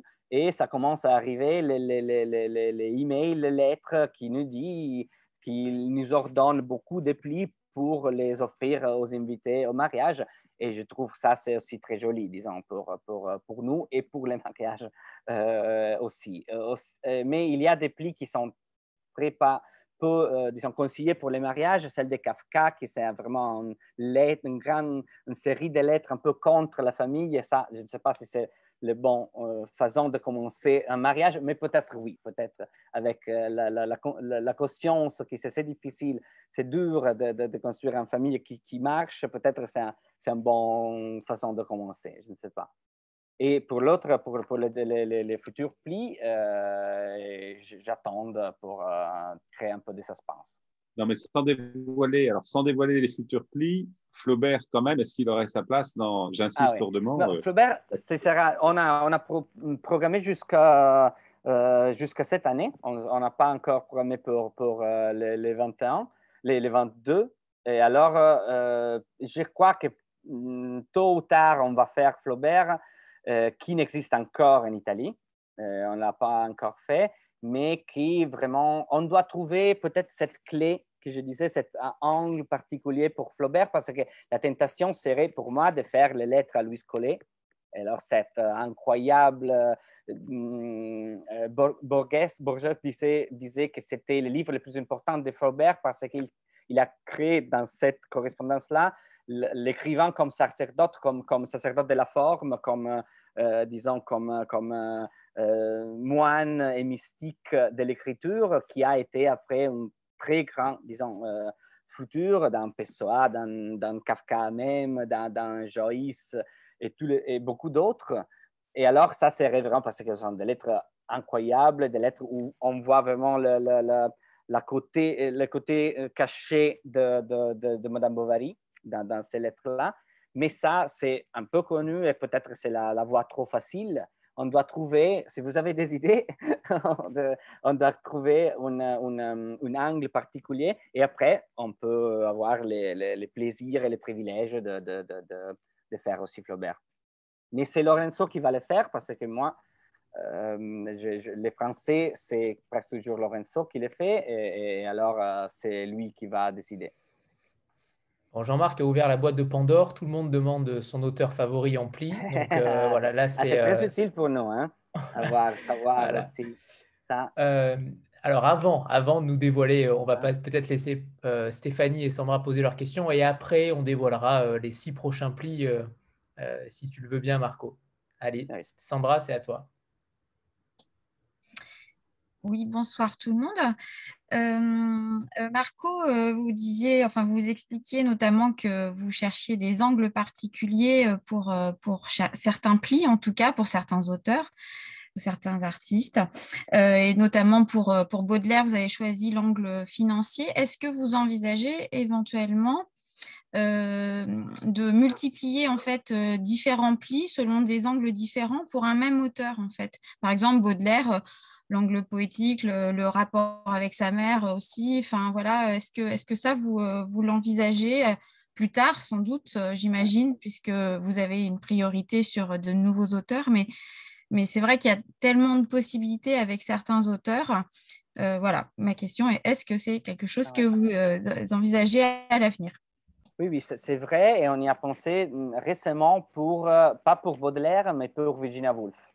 Parce qu'il y a les lettres, la correspondance de Virginia Woolf, c'est une correspondance incroyable pour la richesse, l'humour, et aussi c'est une correspondance qui donne toutes les fois une idée différente de Virginie, aussi parce qu'elle était vaste comme écrivain et comme personne, mais aussi parce qu'il y a cette joie de vivre, disons, qu'on ne trouve moins dans ses romans et qui après la choix de se suicider qu'elle a ou disons, on peut assombrir, rendre moins lumineux sa figure, la vie qu'elle a vécue, et on trouve cette capacité de rire, cette attention aux autres aussi, qui c'est très rare, non? Entre les gens de génie, c'est très rare en général, mais entre les gens de génie qui ont une grande vie intérieure à gérer, c'est difficile de trouver cette générosité vers les autres qu'elle a tout le temps,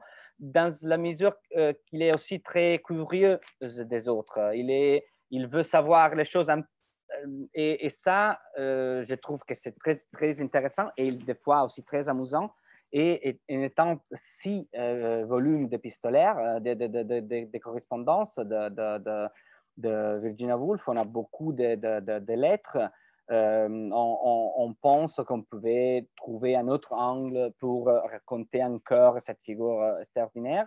Et dans une autre direction, on pouvait faire une chose pareille avec Jane Austen, mais ça, disons pour le contraire, parce que on a vraiment peu de lettres de Jane Austen, parce que les familiers ont brûlé tout après sa mort. On a sauvé seulement 120 lettres. Et alors, la tentation de faire, je ne sais pas, 2 ou 3 autres plis et compléter, disons, avoir un 3-4 plis tue la correspondance de Jane Austen, ça pourrait être aussi intéressant. Mais comme vous disiez, c'est pour le futur maintenant et on n'a pas encore 6 titres que ça pour commencer à faire des doubles, disons. Mais c'est un très, très... Oui, on y a pensé et c'est une très belle proposition. Aussi celle de faire des différents Baudelaire. Pourquoi pas? Oui, c'est vrai. Stéphanie? Oui, alors dans les plis, on trouve des photos ou bien des images. Et par exemple, dans celui de Emily Dickinson, on trouve une lettre autographe. Et j'ai trouvé que c'était vraiment une très bonne idée parce que comme on est justement dans l'intimité de la lettre, avoir l'écriture de l'auteur, c'est vraiment encore plus parlant. Et par contre, ce n'est pas forcément systématique, c'est-à-dire que je n'ai pas retrouvé ça ailleurs dans ceux que j'ai. Je ne sais pas si vous en avez fait d'autres où c'est aussi le cas, mais pour moi, c'était le seul exemple où j'ai trouvé l'écriture manuscrite de l'auteur. Et est-ce que c'est quelque chose que vous avez envie de généraliser, d'étendre, parce que ça donne une dimension encore plus intime qui est intéressante. Il y a toujours 4 images, disons, au centre du pli. Et dans le cas de Gramsci, il y a aussi un autre lettre manuscrit à Delio, au fils. Et c'est une très bonne idée. On pense, quand on la trouve, des fois, on l'a mis pour donner faire faire cet effet-là. Mais des fois, on choisit de montrer les visages, disons, de destinataires avec les photos ou des portraits, ou des fois, ce sont des curiosités parce que des fois, on utilise, disons, les images aussi pour donner des informations, raconter une histoire, des choses qui sont restées dehors du pli. Parce qu'on a fait tout le travail et après, on a vu que cette lettre, c'est toujours le même format, comme je disais, c'est 64 pages. Et alors, on ne peut pas exorbiter, on peut pas. Et alors, des fois, on récupère ce qu'on a perdu en trouvant une image pour aller avec, disons, l'histoire. Aussi parce qu'ils sont très petits, ce ne passe pas d'images spectaculaires, ça doit être des images qui donnent des informations. Mais je trouve très intéressant ce que vous dites de l'idée que voir l'écriture, ça peut donner une chose, une émotion en plus, et peut-être on pouvait vraiment le généraliser. Je ne sais pas. Qu'est-ce que tu en penses, Delphine, qui fait, dans les 6 derniers plis, je pense que ce serait une très bonne idée, oui, effectivement. Oui. Dans les 6 derniers plis, certains l'ont quasiment. Hein, Napoléon là, Brontë aussi, Rilke aussi. Donc sur les 6 derniers plis, il y en a quand même 4 ou 5, je crois, qui l'ont. Oui. Donc peut-être que vous l'avez fait inconsciemment, mais vous avez peut-être vrai. commencé à le généraliser de vous-même. C'est vrai. Des fois, on a mis aussi la signature, parce que ça, c'était particulier. On a fait les plis de Van Gogh récemment, les paquettes de Van Gogh en Italie, et c'était très connu, disons, comme il signait ces tableaux. Mais c'est vrai, donner cette témoignage d'une culture, on dit chirographique, hein, une culture de l'écriture avec la main. Ça, c'est intéressant aussi parce que c'est une des choses, disons, particulières dans les plis qui moi, je prends mes notes dans le papier, mais on voit aussi la nouvelle génération qui écrit directement, qui pense directement dans l'ordinateur. Et ça, c'est aussi un témoignage d'une façon différente, pas seulement d'écrire, mais un peu aussi de penser. Et ça, je trouve que ça peut être intéressant aussi. Nicole? Je suis là. Alors moi, j'ai eu la chance de les recevoir et du coup, je me suis plongée avec beaucoup de curiosité dans 2 d'entre eux qui sont celui de Napoléon et de Charlotte Brontë. Et en fait, on parlait tout à l'heure de la capacité des lettres à faire ressortir l'émotion. Mais moi, ce qui m'a vraiment marqué, c'est cette capacité à faire ressortir l'esprit. C'est-à-dire c'est quelque chose qui a tendance à se perdre dans le monde moderne. Écrire des lettres, c'est écrire des lettres avec esprit. Alors ça se sent énormément dans les écrits de Napoléon. Il n'y a qu'à imaginer, je ne sais pas, mettre face à face les lettres de Napoléon et les tweets de Donald Trump, par exemple. Je me demande en fait que la jeune génération qui ne connaît que Twitter ou qui ne sait même pas ce qu'est écrire une lettre, comment ils peuvent justement ressentir ces recueils. Je ne sais pas si vous avez déjà eu des retours, si vous avez déjà eu des retours là-dessus, mais je trouve ça fascinant. Il y a des choses qui sont, ce que ça révèle de l'esprit de Napoléon, c'est incroyable jusqu'à la dernière lettre. Et enfin, c'est juste, c'est à tomber par terre, quoi. C'est génial presque de mauvaise foi ou d'inconscience totale. Enfin, c'est génial. Et en ce qui concerne Charlotte Brontë, moi, j'ai été passionnée par ses échanges avec ses pairs, ses réflexions autour du roman, de l'importance de la fiction, ou au contraire, c'est des débats qu'on a encore de nos jours entre est-ce qu'il faut coller à la réalité, à l'expérience, ou bien laisser place à l'imaginaire. c'est totalement passionnant. J'étais bien loin d'imaginer que Charlotte Brontë avait ce genre d'échange à travers son époque. Donc c'est vrai que je trouve incroyablement important de mettre la génération des milléniaux, ceux qui sont nés avec Internet et qui ne savent pas ce qu'est le papier à lettres face à ces écrits. Qu'est-ce que vous en pensez?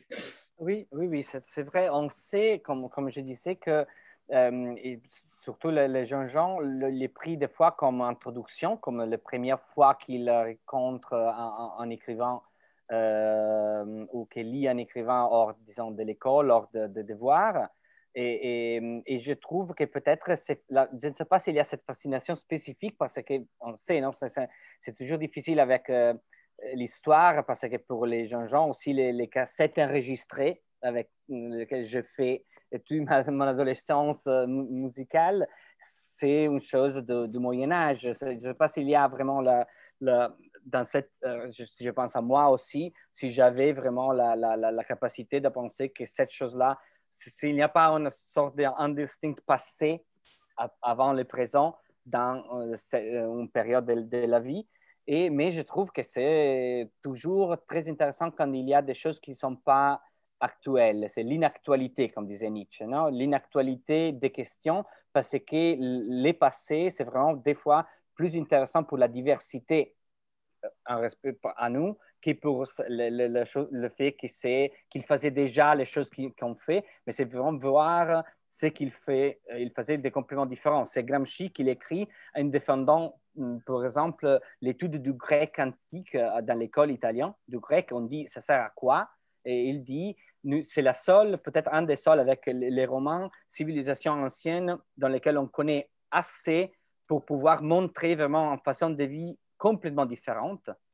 Et ça, c'est l'école vraiment doit donner cette idée qu'on peut vivre de façon... On a déjà vécu, des gens comme nous ont eu des valeurs, des valeurs, des idées, une vision du monde complètement différente. Et d'un côté, c'est incroyable quand on les comprend. On lit les Grecs, on les comprend, ils nous parlent, ils nous donnent cette sensation d'être vraiment dans la même famille humaine.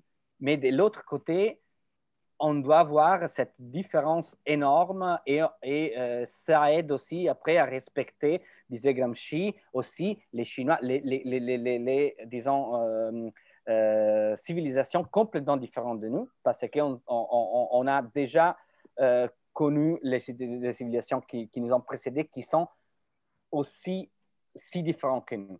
De nous. Et ça, je trouve que c'est intéressant. Et aussi peut-être cet effet de voir qu'est-ce que c'était écrire, parce que les plis sont toujours, il y a toujours des questions de j'écris une lettre, j'attends la réponse. Et après, il y a les temps de la lettre qui n'existent presque plus. Si je m'envoie un email, ça arrive dans 10 secondes. Et ça crée aussi des possibilités de mentir, de s'inventer des choses, mais aussi il donne un temps de la réponse ou fait que l'amoureux, disons, par exemple, en écrivant les lettres, écrit 4, 5 lettres dans un jour parce qu'il ne peut pas attendre, mais il sait qu'il ne va pas recevoir des réponses.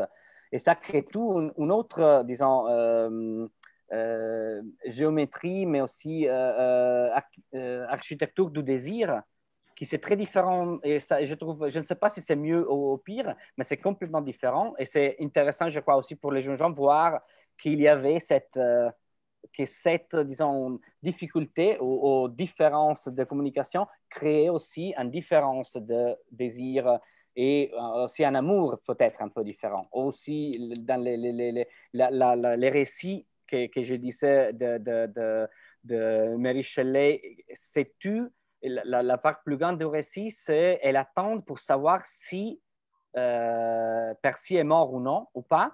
Et s'il y avait, disons, les téléphones, on n'aurait pas les récits parce qu'on lui avait fait un coup de fil, mais elle a dû prendre les chevaux, traverser une part d'Italie et faire toutes des aventures qu'après elle compte pour avoir cette information-là.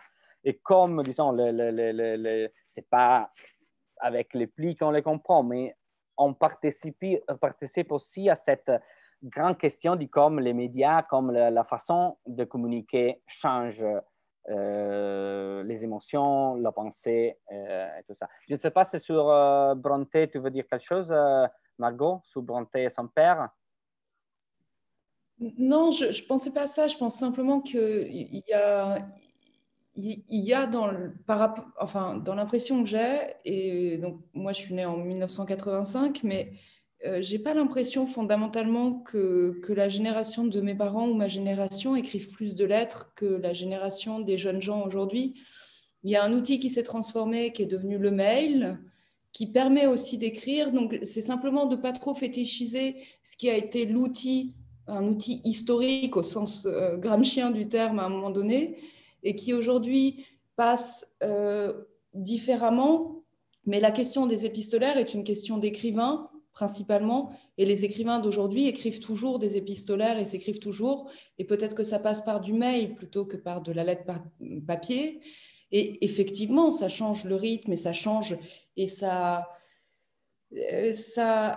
produit des phénomènes d'accordéon où les correspondances sont, en tout cas la question-réponse est plus serrée dans la mesure où le mail arrive et on y répond, mais ça produit pas plus de... Quand on lit les lettres par exemple, d'Emily Dickinson, certaines on ne sait même pas s'il y a un destinataire ou pas, les lettres au maître, on n'a jamais eu de trace si elle écrivait à elle-même, si elle était à ce moment-là, dans un moment particulier, légèrement dément, si elle écrivait à un amant imaginaire, à un amant qu'elle n'avait pas le droit de fréquenter.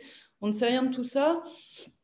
Et la lettre papier permet une virtualisation tout autant que le mail. Donc, je ne sais pas si c'est la question du... Je pense que tous les écrivains écrivent et écrivent des lettres et qu'il faut se rassurer aussi sur le fait que chaque outil est historique et que le papier...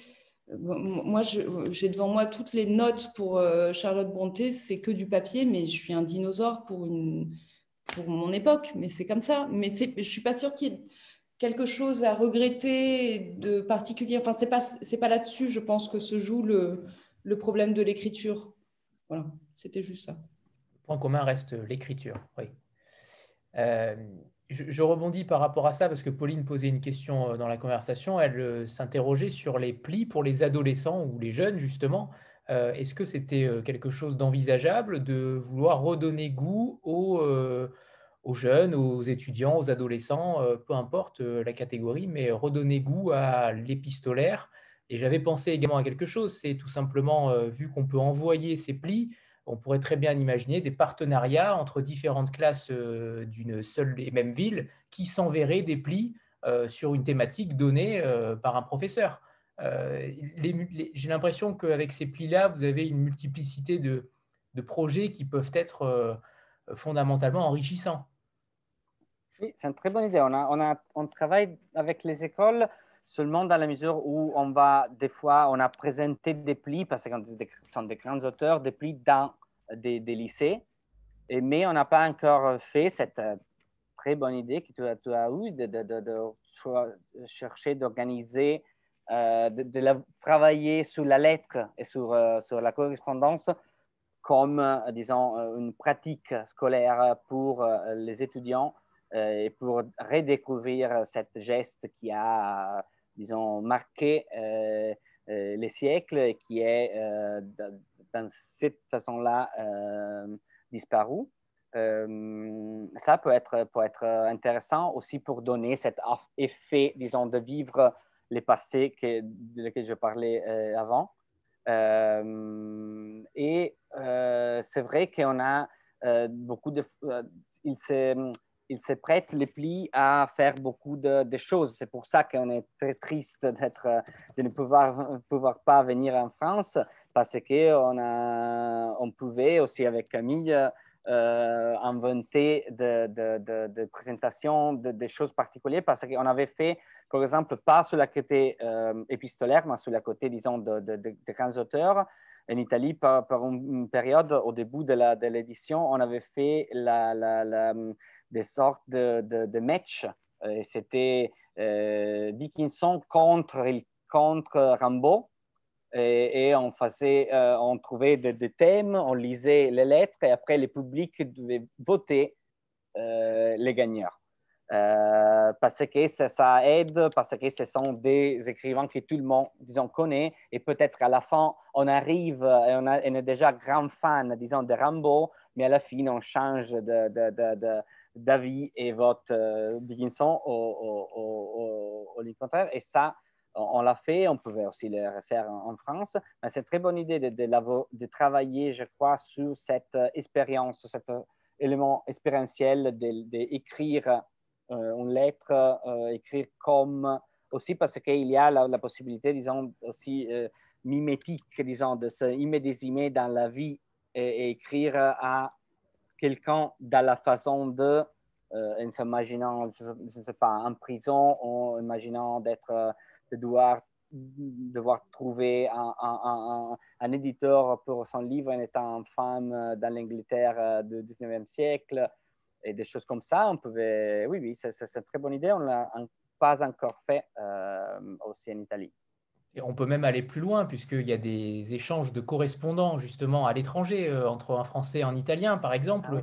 Ah oui. L'un peut très bien, au lieu de correspondre de manière prosaïque, plutôt lui envoyer un pli avec un mot à l'intérieur. Ça peut aussi être une idée par rapport aux échanges scolaires. Oui, bon, bref. Oui, c'est vrai, oui. J'avais un ami de plumes, s'appelait en Italie, et quand j'étais jeune, c'était une chose qu'on faisait, avoir un ami de plumes anglais, parce que c'était pour l'anglais, et on pouvait le faire aussi, c'est vrai, avec les plis. Avant de nous parler des prochaines parutions, puisque véritablement à chaque fois c'est un puits sans fond, une fois que les 6 sont sortis, on a envie de connaître encore les 5 ou les 6 autres prochains. On va faire une petite photo de groupe comme on en a l'habitude. Donc préparez-vous, 3, 2, 1. C'est beau, magnifique. C'est bon, super, merci. Alors Marco, quels auteurs nous préparez-vous pour, alors j'imagine pour la fin d'année, pour octobre-novembre? Oui, c'est pour novembre et ce sont seulement 3 parce qu'on va faire les vents. L'idée, c'était arriver avant et après continuer, mais aussi peut-être inaugurer après cette année des autres livres, pas seulement des plis, mais avant on voulait arriver avant.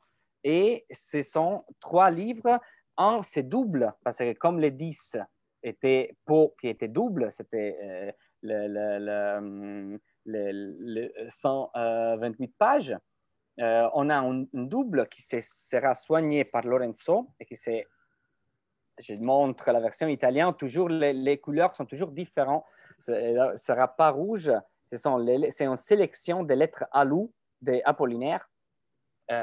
C'est un épistolaire extraordinaire avec Lou de Coligny qui était cette femme incroyable qu'il connaît avant de partir pour la guerre, qui était une femme très libre pour son temps et très libre en général aussi pour tous les temps, avec laquelle elle vit en relation, disons, amoureuse et surtout érotique.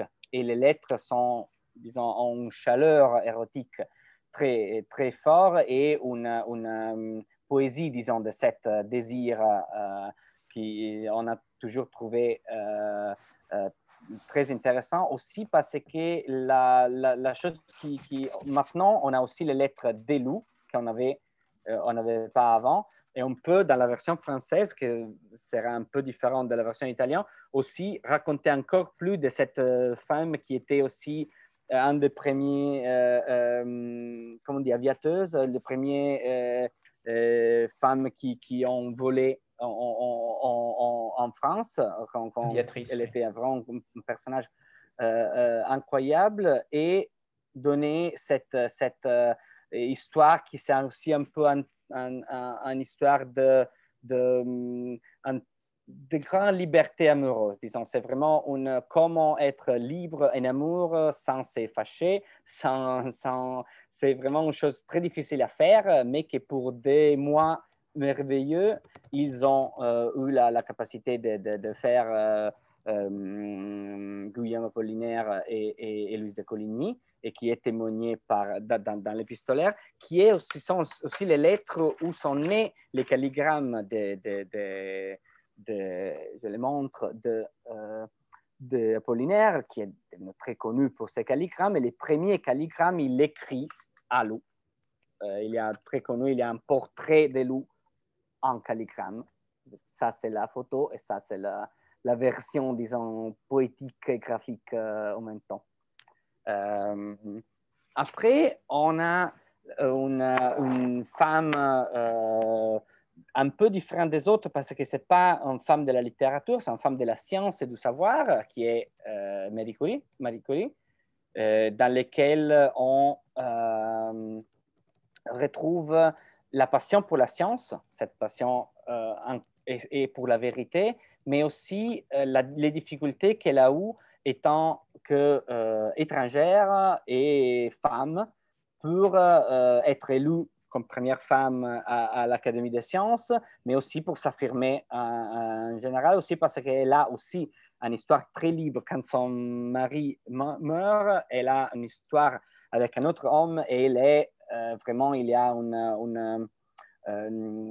toute la presse écrit contre elle que cette femme étrangère qui nous vole les hommes et qui nous vole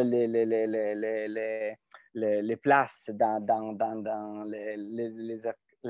les académies françaises ou chez nous. Et ça, la façon dans laquelle elles répondent, et aussi le monde autour. Le fait que les premiers qui la défendent toujours, c'est Albert Einstein. C'est vraiment qui se démontre lui aussi, comme Gramsci, comme Dickinson, d'être le même grand homme dans les lettres comme dans, disons, la découverte scientifique. Et ce sont des lettres vraiment passionnantes qui racontent cet incroyable parcours des génies. Nous savons, c'est la seule personne à avoir gagné deux prix Nobel scientifiques. Il y a des gens qui ont gagné un prix Nobel scientifique, un prix Nobel pour la paix, mais Marie Curie a un cœur et sont 5 prix Nobel dans la famille. Parce qu'un autre, son mari et 2 les fils. Alors, c'est une famille un peu assez extraordinaire, disons.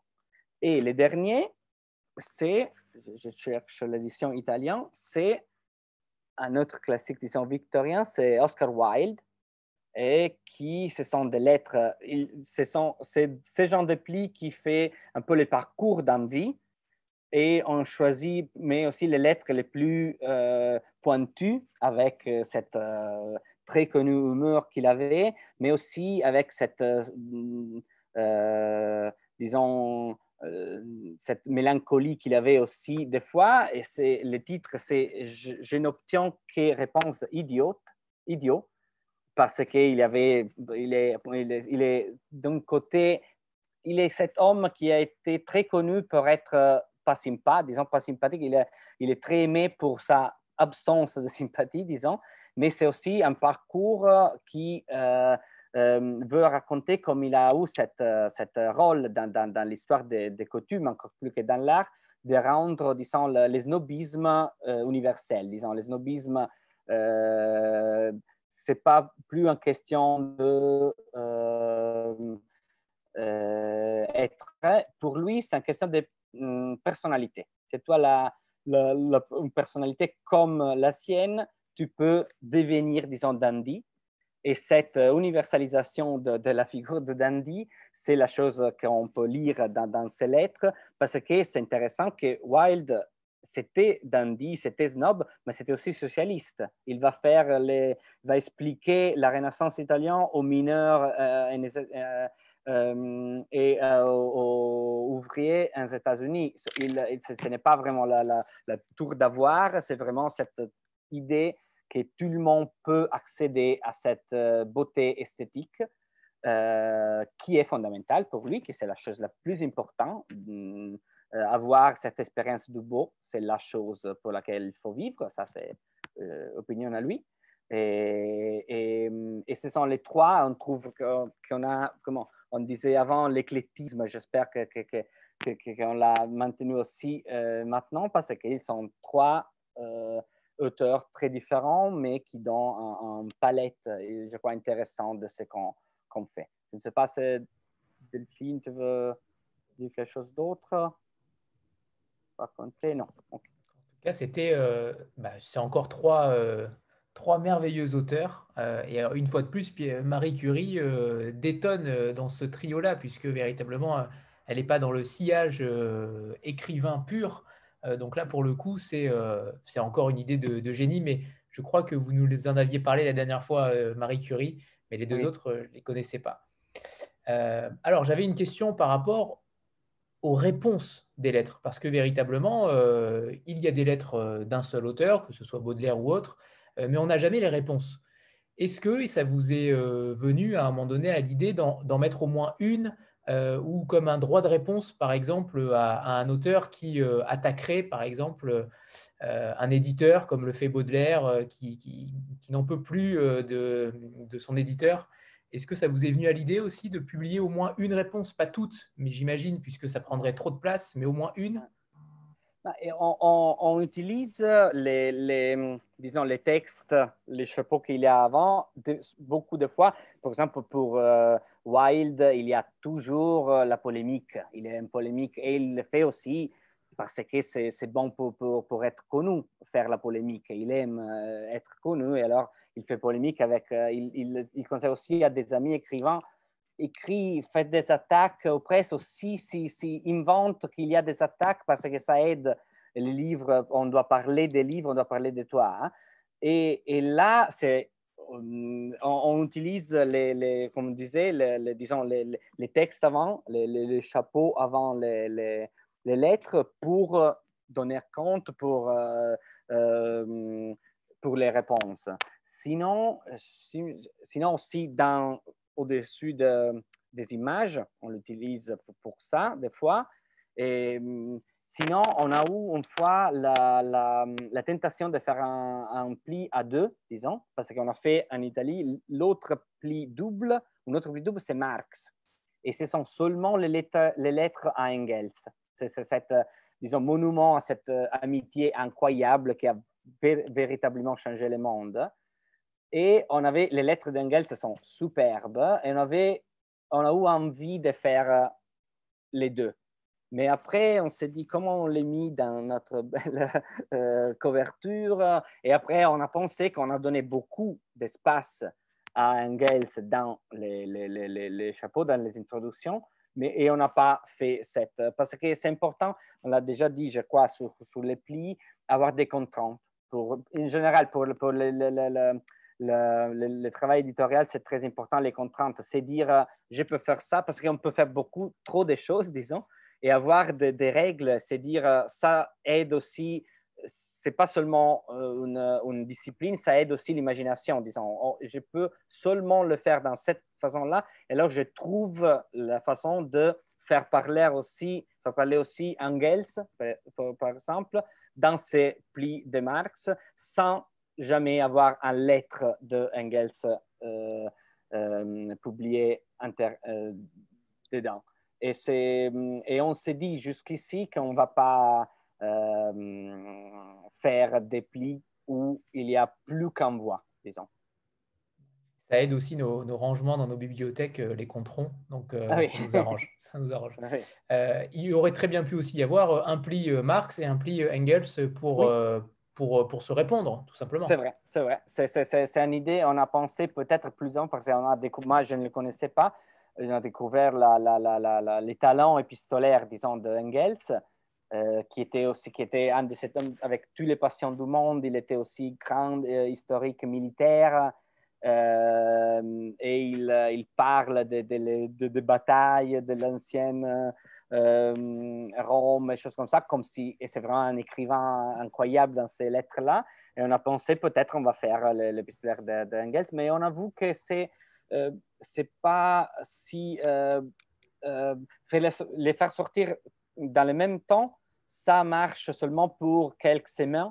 Après, il perd, disons, les rapports. On a fait beaucoup, au début de l'édition, on a fait des livres Gémeaux, disons. On a fait un livre, La Petite de Michel Abestat, qui était un livre d'une écrivain française, et Das Mädchen d'Angelika Klussendorf, qui c'était des livres très, avec des similarités aussi, parce qu'on voulait raconter cette, disons, fraternité européenne aussi à travers les livres, mais on a après remarqué que ça marche dans les premières semaines. Après, les livres ont une vie individuelle et on perd cette relation-là. Et alors, on pourra peut-être faire un Engels un peu plus avant, et peut-être Engels va faire un peu revivre aussi les plis de Marx. On va voir. Et pour finir, peut-être, Marco, on a peu parlé de Napoléon, Rilke et Baudelaire. Est-ce que vous pouvez nous dire tout simplement l'angle déjà pris pour ces trois plis pour Baudelaire? Ce sont les dettes, c'est le financier, c'est évidemment aussi, on rencontre aussi Edgar Allan Poe, légèrement, en tout cas, il est cité dans le livre, et il est également, à un moment donné, même sevré de livres. Sevré totalement de livres car il n'a plus d'argent tout simplement et donc il réclame à sa mère régulièrement de l'argent, ce qui le rend un petit peu enfantin même. On a l'impression d'avoir un tout petit garçon alors qu'on parle quand même de Charles Baudelaire. Et c'est véritablement ça, là où vous avez du génie, c'est que vous avez réussi à rendre ces auteurs-là non seulement accessibles, mais également quasiment nos égaux au final. Ils raisonnent parfois comme nous, ils ont les mêmes obligations, les mêmes droits, les mêmes devoirs, et ça, c'est plutôt extrêmement fin.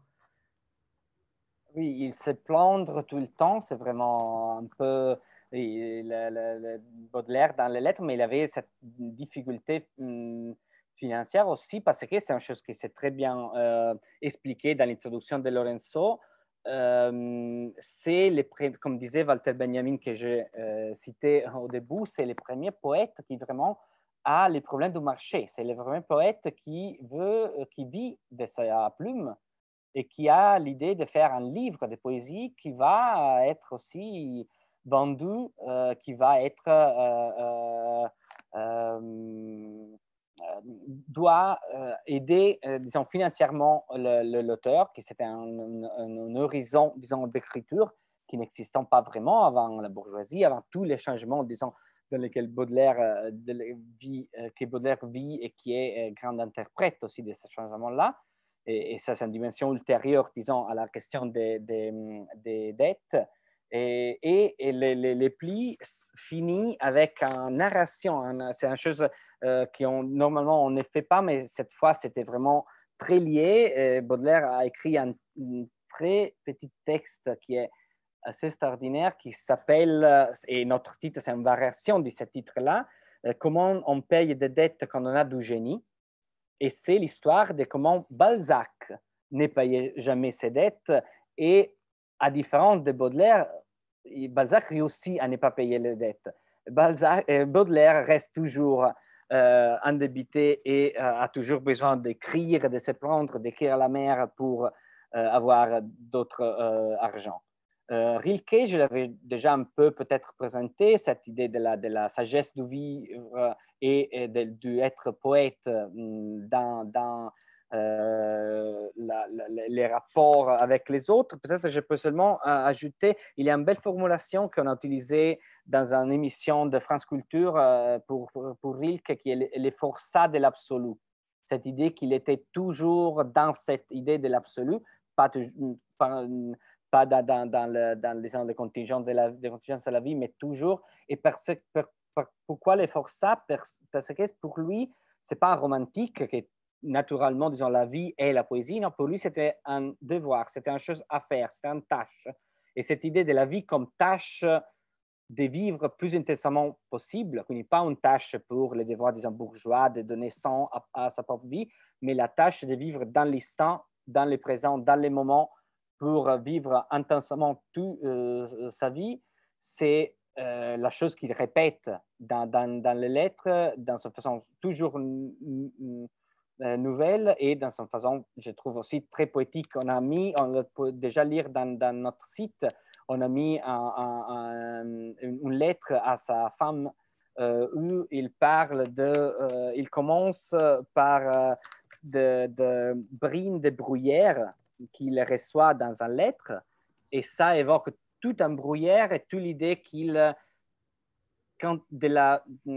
le travail qu'il a à être dans un bruyère et vivre toutes les émotions, toutes les stimulations qu'on peut avoir dans ce moment-là dans la nature.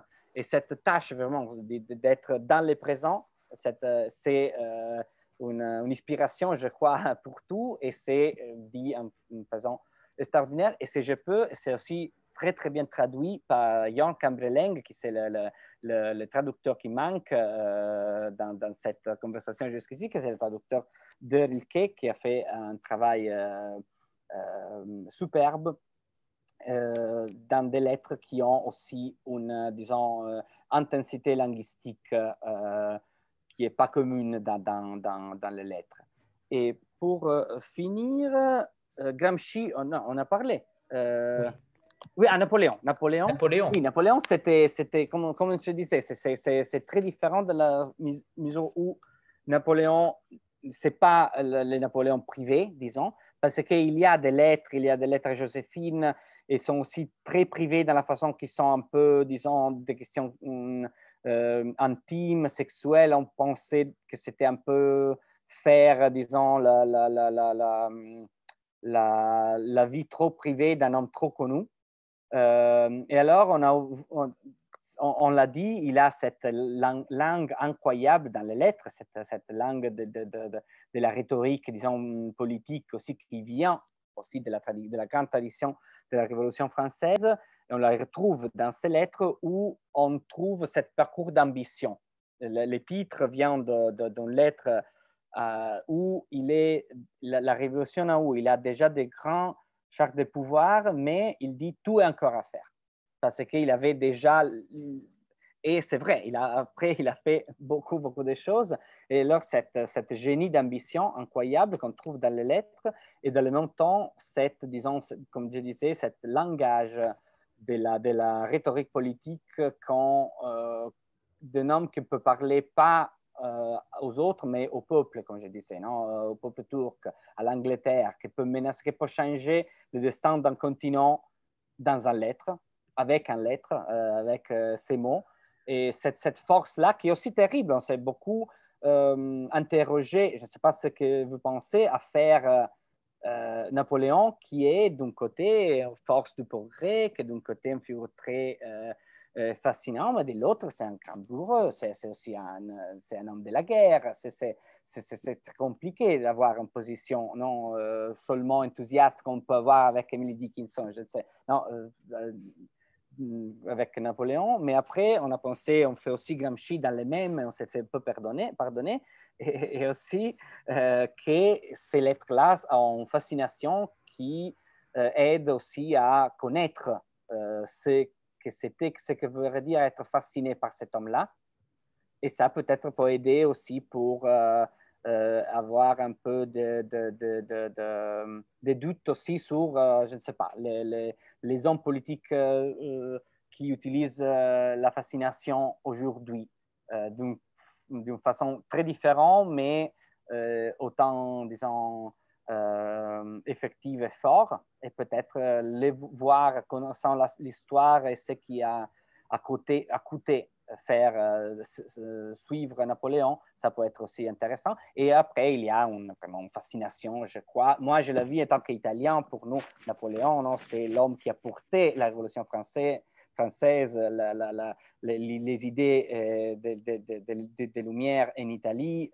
Et alors, c'est difficile d'avoir le voir avec trop de critiques, mais je comprends que ça peut être une figure, disons, plus compliquée que les autres qui n'ont presque jamais fait mal à personne. Il a fait mal à beaucoup de gens. Et ça peut être aussi intéressant à discuter, disons. C'est comment traiter un personnage qui est complètement différent. C'est ça qui est intéressant, justement, c'est que véritablement, vous n'allez pas dans le facile. Vous auriez très bien pu commencer par Flaubert, Maupassant, Hugo et tant d'autres. Et justement, vous découlez un fil différent à chaque fois. Et ça, c'est extrêmement agréable. J'avais peut-être une dernière question, Marco, parce que tout à l'heure, vous nous avez appâté avec une autre forme d'édition, puisque vous avez dit que vous allez peut-être décliner les plis dans différentes formules, ou en tout cas dans différents livres. Est-ce que vous avez une idée déjà de ce que vous allez faire de différents déplis après? Est-ce que vous avez une vision d'avenir? Est-ce que, par exemple, est-ce qu'il est envisageable qu'Annie Ernaux écrive un livre exclusivement pour l'Orma? Ça, je le rêve tous les nuits et on va voir. Je ne sais pas, ce n'est pas dans les projets maintenant, on ne sait pas si mais ça serait très, très, très beau et très intéressant. Lorenzo, plus que moi, a les relations d'amitié avec Annie Ernaux. Il est le traducteur italien et ils ont une relation, on peut y penser, mais ce n'est pas à l'ordre du jour, disons. On va sûrement faire des choses différentes de plis dans 2022, mais on est encore en train, je peux seulement dire qu'on pense à 2 collections différentes, mais je ne peux pas encore dire quoi d'un côté parce que on est encore en train de formuler et de choisir. Comme je disais, les contraintes sont très importantes dans l'édition. La formulation, avoir un cadre, pour nous, les collections sont inutiles de penser, disons, parce qu'on sait que dans cette collection, on fait ça, et alors c'est plus facile de trouver des livres pour la collection et pas seulement prendre des livres et après construire une collection autour. Et la deuxième motivation, c'est que si je donne cette information-là sans Lorenzo, il me tue. Et alors, je dois attendre. Il est vraiment, la prochaine fois, il sera avec nous parce qu'il était vraiment, vraiment triste de ne pouvoir pas y être aujourd'hui. Mais la prochaine fois, on a eu plus de temps et aussi Lorenzo sera là et là-bas on pourrait annoncer ça. Je dis la prochaine fois parce que je me sens désormais à la maison chez vous, alors je dis déjà la prochaine fois comme si j'étais déjà invité, comme font les gens qui s'invitent tout seuls. Et vous le serez. Ouais, merci.